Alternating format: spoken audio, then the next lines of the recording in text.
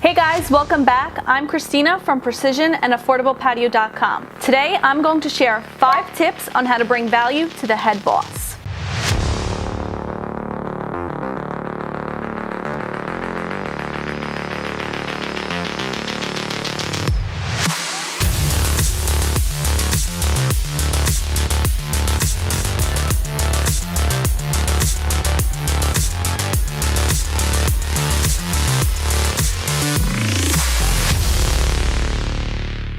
Tip number 1 is always customer service. You want to make sure that your customer service is on point because at the end of the day, you are the representation of the company. Tip number 2 is to make sure you are organized. James is a visual person, so he likes to see everything out on either paper or on our many whiteboards like I've mentioned before. For example, the scheduling. I will pull all of the estimates that are getting onto our whiteboard number 2 for scheduling, and I'll put them out in front of him, and I will either put little sticky notes on them and go over with him, hey, this job I think should go with crew number 1. They are going to be here for X amount of days. They're doing X amount of square footage. There is some free-flowing design to it, so I think that crew number 1 is better off doing it rather than crew number 3. And then we kind of go over all of the stuff that I put out for him and make changes, and then that gets put on our whiteboard. Tip number 3, making sure he is prepared for his estimates. So the day of, I will confirm all of James's estimates via text message, or I will put out a phone call if they don't answer via text. This is to make sure that when James is on his estimate or he's going to his estimate, that the customer is actually there. Sometimes things happen and they totally forget, especially if they made the appointment, a week before. It's a good reminder. My CRM program will send you an automatic email to say that you have an appointment scheduled with James on this day at this time. But the day of, I like to send a reminder text just to give the person a heads up, just to make sure that they know, hey, I'm scheduled to meet with James today. Along with confirming his estimates, I make sure I prepare his books and catalogs. So I also prepare his brochures, which go in the Cambridge catalog, and that'll have information regarding our company, who we are, what we install, where to go look at the pavers, if there are any additional upgrades or charges for certain colors that you may like. It has that information all in the book. It also has some frequently asked questions, which we'll get into in another video. Tip number 4 is time management. So let's say James is on an estimate. If he knows that he is going to be at this estimate a little bit longer,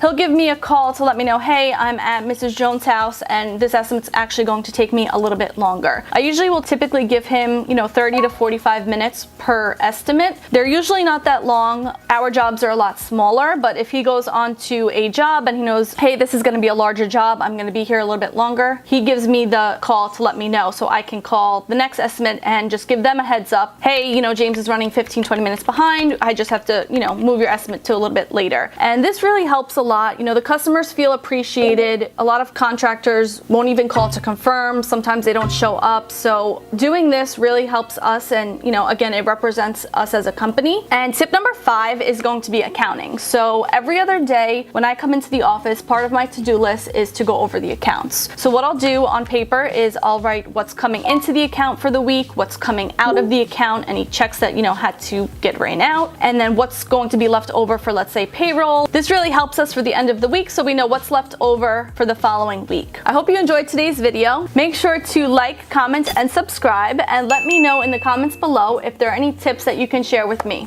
Have a great day.